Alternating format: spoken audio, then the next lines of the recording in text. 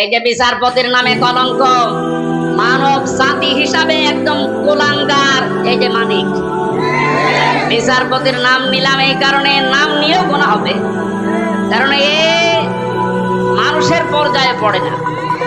ইসলামকে এই দুনিয়া থেকে মিটানোর জন্য বিশেষ করে বাংলাদেশ থেকে যারা ভূমিকা পালন করেছে বেশি, তার ভেতরে এই অবৈধ বিচারপতি আছে।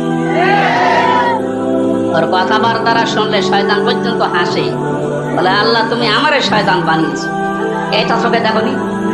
আমি মাঝে মাঝে ওরা দেখি আর ভাবি আমি তো শয়তান দেখি না, যদি দেখতাম মনে হয় এরকমই হতো। একটা টাটকা নির্ভেজাল শয়তান।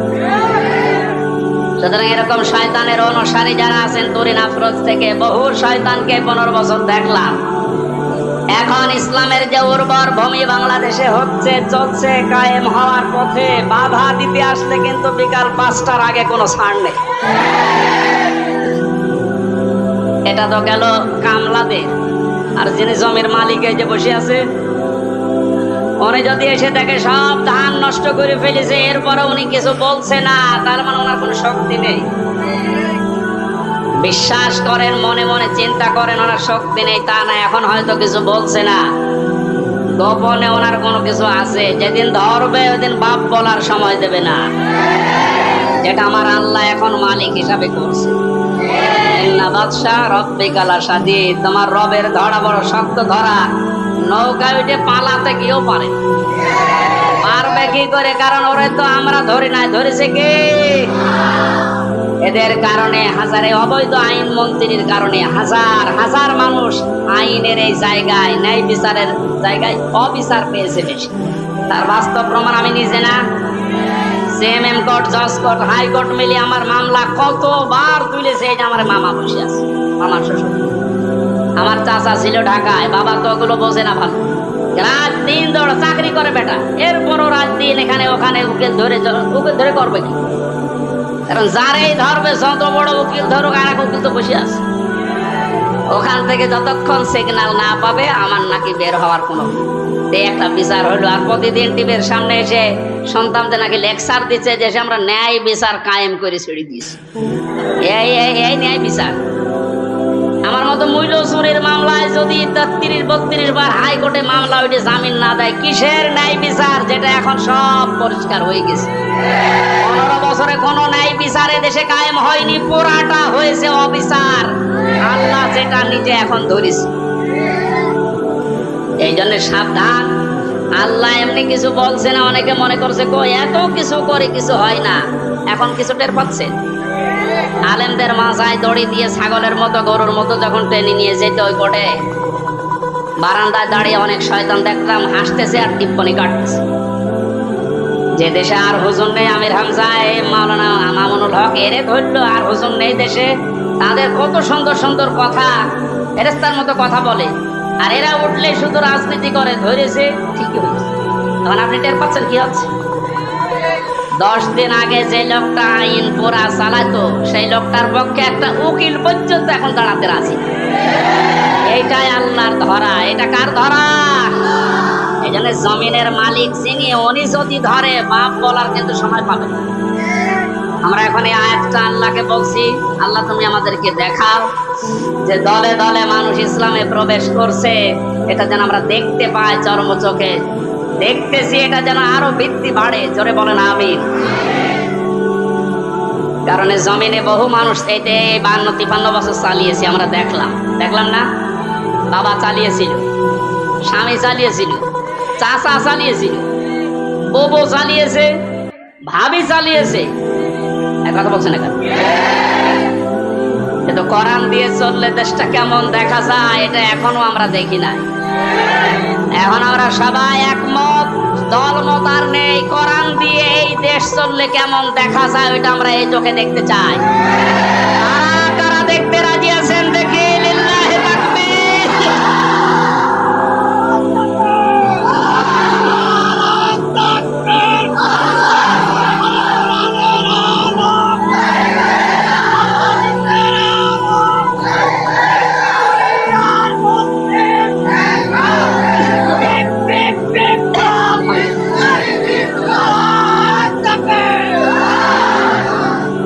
কোরআনের খাদেম বসে আছি, আমাদের কোনো টেনশন নেই। কায়েম হলেও এদেশে ভালো, না হলেও আমার কোনো লস নেই। আমার বেতন আছে বিকাল 5টায়, তার নাম জান্নাত, ওটা আল্লাহ আমাকে দেবে।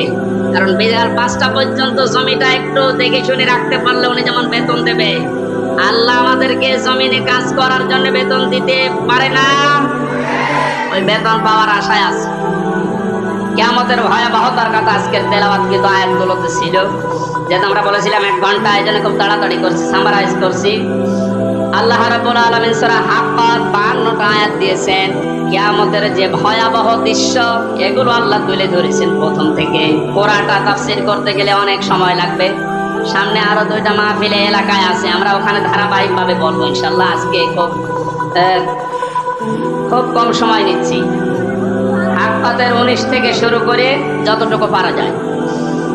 আল্লাহ রাব্বুল আলামিন বলেন, ফাআম্মা মান উতিয়া কিতাবাহু বিয়ামিনিহি ফায়াকুলু হাউমাকরাউ কিতাবিয়া।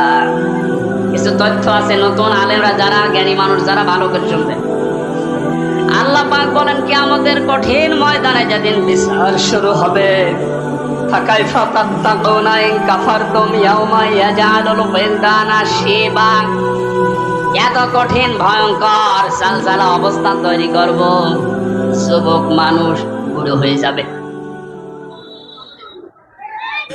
ও বাংলার মুসলমানেরা, 8টা বছর যে লোকটা আয়না ঘরে ছিল, আজকে দেখতে পেলাম। এই যে ব্যারিস্টার আরমান, যুবক বয়সের যে ছবি, 8 বছরে তার অবস্থান কোথায় গিয়ে দাঁড়িয়েছে আপনি তাকান। তা তো 8টা বছর জুলুমের স্টিম রোলার চলার কারণে তার অবস্থা এখন এই। অথচ আল্লাহ জানিয়েছেন কিয়ামতে এমন ভয়াবহ অবস্থা তৈরি করব, দৃশ্য দেখেই মানুষ সঙ্গে সঙ্গে, যুবক মানুষ বুড়ো হয়ে যাবে। ওনার বুড়ো হতে সময় লেগেছে 8 বছর, কিয়ামতে আমার বুড়ো হতে সময় লাগবে কয়দিন? মুহূর্তের ভেতরে চোখের পলক পড়তে বুড়ো হয়ে যাবে মানে যুবক মানুষ। কি অবস্থা হবে এবার ভাবেন। ইয়াউমা ইয়াফিরুল মারউ মিন আখি, প্রথমেই পালাবে মানুষ দেখলেই তার আপন ভাই থেকে। ওয়া উম্মিহি ওয়া আবি, তার মায়ের কাছ থেকে, বাবার কাছ থেকে। ওয়া ফাসিলাতিহি আল্লাতী তু'মি, আল্লাহ পাক বলেন তার জ্ঞাতি গোষ্ঠী, তাকে যারা আশ্রয় দিত, এই মানুষগুলো পালাতে থাকবে। ও দুনিয়ার মানুষেরা, পৃথিবীতে আমরা বিপদে পড়লে, হামলা মামলার শিকার হলে আগে ভাই আগে আসে, বাবা আসে, বংশের লোক আসে, জ্ঞাতি গোষ্ঠী যে দল করি ওই দলের লোক আসে। আল্লাহ পয়েন্ট আকারে ওগুলো আগে দিয়েছেন যে এইগুলো আগে পালাবে। একটা বারের জন্য আপনার বিবেকে নাড়া দেয় না যে এইগুলো যদি পালায়। যারা ধোঁকা দিয়ে অনেককে 15 বছর বোকা বানিয়ে রেখেছিল, পীরের নামে হাজার হাজার লক্ষ লক্ষ ভণ্ড বেরিয়ে, যে কোনো চিন্তা নেই আমরা আছি, ওরা আগে পালাবে। আমরা বিবেককে একটু রায় দেয় না যে মা যদি পালায়, বাবা যদি বলে না আমি বিয়ে করিনি, সন্তান পাবো কোথায়? আমার তো আয়াত পড়ার পর বিশ্বাস হয়, লক্ষ কোটি পীরেরা বলবে আল্লাহ দুনিয়া আমি পীরই ছিলাম, মুরিদ পাবো কোথায়? এই জন্য কোন ভণ্ডের উপরে আশা আকাঙ্ক্ষা ভরসা না করে নিজের কাজের দিকে ভরসা করেন। আল্লাহ বলেন তোকে পড়তে দেব, পড়, ধরে আমল নামাটা পড়। ফায়াকুলু হাউ মাকরাউ কিতাবিয়া ইন্নী জানানতু আন্নী মুলাকিন হিসাবিয়া। কিতাবটা হাতে নিয়ে পড়তে আরম্ভ করবে আর বলবে অবশ্যই আমি এটা বিশ্বাস করে চলতাম যে আমাকে একদিন আল্লাহর দরবারে এভাবে হিসাব দেওয়া লাগবে।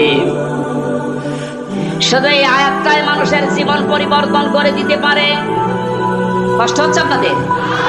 আয়াতটার তাফসিরে আমি তাবারিতে পড়েছি, খলিফাতুল মুসলিমিন হযরত ওমর রাদিয়াল্লাহু তাআলা আনহু তার সন্তানটাকে একবার ভর্তি করলেন মাদ্রাসায়।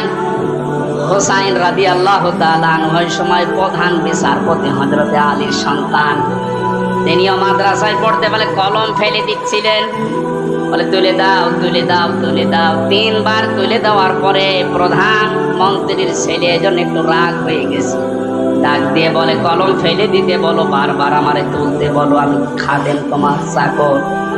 হযরত হোসাইন বলে ফেলেছেন তুমি শুধু চাকর না, তুমি চাকরের বাচ্চা, খাদেমের বাচ্চা। খাদেম বাড়িতে যে আব্বাকে বলছে, আব্বা আমি আর পড়বো না। কেন? আমাকে গালি দিয়েছে ছোট